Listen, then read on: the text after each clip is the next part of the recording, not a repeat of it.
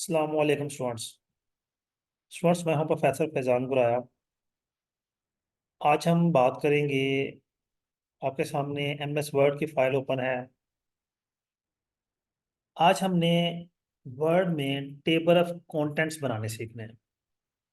अक्सर औकात मैंने देखा है स्टूडेंट्स अक्सर मुझसे फाइल शेयर करते हैं। तो उन्होंने या अक्सर स्टूडेंट्स की जब फाइल्स इंटर्नशिप रिपोर्ट कोई प्रोजेक्ट कोई ऑर्गेनाइजेशन एनालिसिस रिपोर्ट कोई भी मेरे पास आती है, स्टूडेंट मुझे दिखाने के लिए फॉरवर्ड करते हैं या मुझसे गाइडेंस लेने के लिए फॉरवर्ड करते हैं। ठीक है, कोई असिस्टेंस लेना चाह रहे होते हैं। तो उनकी जब फाइल्स आती हैं तो उन्होंने मैन्युअली टेबल ऑफ कंटेंट्स बनाए होते हैं, हेडिंग्स को बोल्ड किया होता है और मैन्युअली टेबल ऑफ कंटेंट्स बनाए होते हैं। अब जब भी फाइल में कोई चेंजिंग होती है, कोई डाटा अरेज करना होता है, कोई डाटा ऐड करना है, कोई डाटा चेंज करना है, तो पेज ऊपर नीचे हो जाते हैं। तो फिर सारे के सारे टेबल ऑफ कंटेंट्स जो है वो खराब हो जाते हैं, चेंज हो जाते हैं। तो फिर उन्हें दोबारा से ठीक करना पड़ता है, दोबारा से टाइम लगाना पड़ता है। जबकि ये फीचर ऑलरेडी एमएस वर्ड ने हमें दिया हुआ है कि हम उसने हमें table of contents built in दिए हुए हैं कि हम थोड़ी सी पहली दफ़ा थोड़ी सी मेहनत कर लें, तो उसके बाद आप 50 दफ़ा अपनी फाइल को चेंज करें, उसके पेज इंक्रीज करें, उसमें डाटा इंसर्ट करें, डाटा डिलीट करें, चेंज करें, जो मर्जी करें, आपके टेबल ऑफ कंटेंट्स पे कोई फर्क नहीं पड़ेगा। अब देखें, ये एक फाइल बनी हुई है जो कि 15 पेजेस की। इसमें एक ये भी एक रिसर्च प्रोजेक्ट है। ठीक है, एक रिसर्च पूरी हुई है, आपके सामने है, कुछ टेबल्स बने हुए हैं, कुछ फाइंडिंग्स की गई हैं, कुछ डाटा ऐड किया गया है इसमें। ठीक है, ये उसका कंक्लूजन रिकमेंडेशन है। अब हमें करना बेसिकली क्या है, हमें इस सारे के टेबल ऑफ कंटेंट्स बनाने हैं। तो हम सबसे पहले क्या करेंगे, ऊपर आप होम पेज पे आपके सामने ये कुछ अल्फ़ाबेट्स नज़र आ रहे हैं। ये बेसिकली हमारा टेबल ऑफ कंटेंट्स का सारा तरीका है। ये देखिए, ये नॉर्मल है। सबसे पहले तो इसको मॉडिफाई करेंगे। इसके अंदर देखेंगे जी, फ़ॉन्ट साइज हमारा 12 है, फॉर्मेट टाइम न्यू रोमन है। ठीक है, जस्टिफाई लाइनिंग है। उसके बाद हमने थोड़ी सी लाइन स्पेसिंग भी रखी हुई है। ये ऑलरेडी यानी कि ये ऑलरेडी सेट है, अगर ना सेट हो तो उसको सेट कर लें इसी चीज़ पर। ठीक हो गया जी। अब हम आएंगे हेडिंग नंबर 1 पर। इसको मॉडिफाई करेंगे, ये ऑटोमेटिक ब्लैक कर लेते हैं। इसको टाइम न्यू रोमन कर लेंगे। ये रहा जी। जी, फ़ॉन्ट साइज हम इसका 14 ही रखेंगे। इसको भी जस्टिफाई कर लेंगे। और यह बिल्कुल ठीक है, इसका भी बल्कि इसको यहाँ पे ले आते हैं, थोड़ा सा डिफरेंस, यानी कि लाइन स्पेसिंग ज़्यादा होनी चाहिए। ठीक है, ओके करेंगे। ये हमारी हेडिंग नंबर 1 तैयार हो गई। अब हेडिंग नंबर 2 पे आ जाएंगे, इसको मॉडिफाई करेंगे। सबसे पहले तो कलर सेट करते हैं। इसको 13 कर लेते हैं। हेडिंग 2 जो है वो 13 होती है, फिर हेडिंग 3 से ऑनवर्ड फ़ॉन्ट साइज 12 भी होता है। फर्स्ट हेडिंग का फ़ॉन्ट साइज 14 होता है, सेकंड का 13 और थर्ड का 12 and so on 12। Total normally हमारी 6 हेडिंग्स होती हैं। इसका भी हम जस्टिफाई भी कर लेंगे, लाइन स्पेसिंग भी सेट कर लेंगे, ऑटोमेटिकल अपडेट कर देते हैं और ये भी हम ओके कर देते हैं। जिस स्टूडेंट्स के साथ साथ आपको कुछ और भी बताता चलूँ कि आप लोग उसी आगे 21 जो है नेक्स्ट आपकी डेट आ रही है उसकी, इन ऑर्गेनाइजेशन एनालिसिस रिपोर्ट की और इंटर्नशिप रिपोर्ट सबमिट करवाने की। तो अभी चूंकि आगे ईद है और बहुत से स्टूडेंट्स अभी मिड से फारिग हुए हैं, तो उन्होंने अभी तक उस पर कोई काम नहीं किया होगा, ना इंटर्नशिप रिपोर्ट पर, ना किसी जिसकी ऑर्गेनाइजेशन एनालिसिस रिपोर्ट है या किसी का प्रोजेक्ट है, प्रपोजल सबमिट हुआ है, अब आगे प्रोजेक्ट पे काम करना था, उसने अभी तक नहीं किया होगा।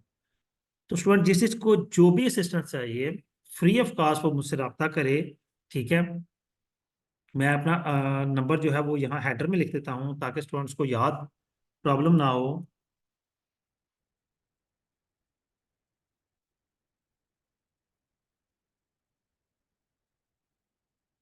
अब देखें, ये हेडर में नंबर लिख दिया है, तो ये है नंबर, मुश्किल रहेगा, ये ख़त्म नहीं होगा। हम इसको सेंटर लाइन भी कर देते हैं और इसको बोल्ड भी कर देते हैं। अब देखें, ये नंबर यहाँ पे रहना है और हर पेज पे नजर आएगा। ठीक हो गया। खैर, हम अपनी बात पे वापस आते हैं। जी, मैं बात कर रहा था, जिस स्टूडेंट्स को कोई भी असिस्टेंस चाहिए, कोई भी हेल्प चाहिए, या वो प्रोजेक्ट बनवाना चाहता है, ठीक है, तो वो मुझसे रब्ता कर सकता है। कोई असिस्टेंस, कोई हेल्प, उसके कोई चार्जेस नहीं होंगे। आप अपनी रिपोर्ट बना के मुझे चेक भी करवा सकते हैं, प्रॉब्लम नहीं है। आप एक दिन पहले मुझे रिपोर्ट सेट बेशक करें, उसमें जो जो चेंजिंग होगी मैं आपको बता दूंगा, वो चेंजिंग कर ले। रिपोर्ट बनाने में मसला आ रहा है, समझ नहीं आ रही क्या लिखना है, आप मुझसे रब्ता करें, मैं इंशाल्लाह आपको गाइड करूंगा। और अगर आप रिपोर्ट बनवाना चाहें तो रिजनेबल प्राइस में वो आप बनवा भी सकते हैं।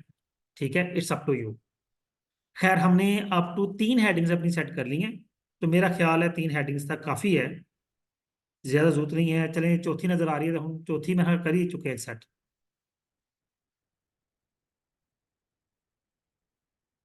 जी, चौथी में हमने सेट कर ली है। ओके हो गया जी, हमने चारों हेडिंग्स अपनी सेट कर ली। अब हम चलेंगे, ये है जी चैप्टर 1, ये हमारी हेडिंग 1 है। मतलब हमने सही नहीं किया, तो क्या हम इसके, हाँ हमने बोल्ड नहीं किया था, इसका मतलब है बाकी भी हमने बोल्ड नहीं की होंगी, तो सारी हम बोल्ड कर लेते हैं।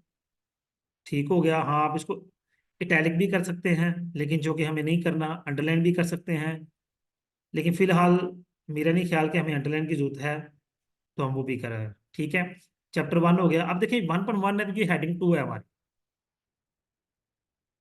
ये भी हेडिंग 2 है, ये भी हेडिंग 2 है। अब आगे चैप्टर 2 आ गया, ये हमारी हेडिंग 1 आ गई दोबारा। फिर हम आगे चलेंगे, एक और काम करते हैं, हम इसको अगले पेज पर ले जाते हैं, जरा अच्छा लगेगा।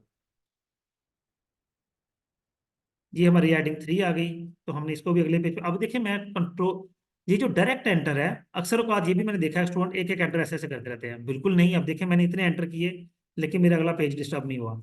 अब सिंपली क्या करें, कंट्रोल के साथ एंटर को प्रेस करें तो आप अगले पेज पे डायरेक्टली आ जाते हैं। हमें जरूरत नहीं है, हम इसलिए वापस आ जाते हैं। ले जी, ये फिर हमारी हेडिंग नंबर 1 है। अब ये हेडिंग 2 है हमारी, ये भी हेडिंग 2 है। मेरा नहीं ख्याल हमें हेडिंग 3 की जरूरत पड़ेगी अपने सारे डाटा के अंदर। ये जी फिर चैप्टर 4 आ गया, तो इसको हम अगले पेज पे ले जाते हैं। उसी तरह कंट्रोल एंटर के साथ मैं अगले पेज पे चला गया। अब ये कुछ डाटा मेरा बोल्ड नहीं है, तो मैं इसको साथ साथ बोल्ड करता जाऊंगा। ये चूंकि हेडिंग्स थी तो सिंपली बोल्ड करेंगे, मैंने इनको टेबल ऑफ कंटेंट्स में नहीं शो करवाना, तो मैं इनको नहीं छेड़ रहा, यानी कि इनके साथ कोई ऐसी एक्टिविटी नहीं कर रहा, कोई हेडिंग उनको मैं नॉमिनेट करूँ। ये मेरी को फाइंडिंग्स वगैरह थी। आगे समरी आ गई, समरी को भी सिंपली फोल्ड करेंगे, क्योंकि हमें वहां पे नहीं शो करवानी, जरूरत नहीं है। जी, चैप्टर 4 है हमारा, ये भी हेडिंग 1, और फिर कंक्लूजन हेडिंग 2, और रिकमेंडेशन हेडिंग 2। इसके में स्पेस है, खत्म कर देते हैं। अपेंडिक्स क्वेश्चनेयर, इसको हेडिंग 1 कर लेंगे, क्योंकि ये हमें दिखाना है। रेफरेंस को भी हेडिंग 1 कर लेंगे, हेडिंग 1 जो भी। ओके जी, ये हमारा हमने कर लिया। अब हमें आगे क्या करना है? देखिए, ये सारा काम हम कर चुके हैं। अब करेंगे कि, नहीं, हम इसको करते हैं कंट्रोल एंटर। अब ये पेज हमने खाली कर लिया, तो इस पेज पर लाके कर्सर, तो हम जाएंगे इंसर्ट के अंदर, नहीं सॉरी, रेफरेंस के अंदर।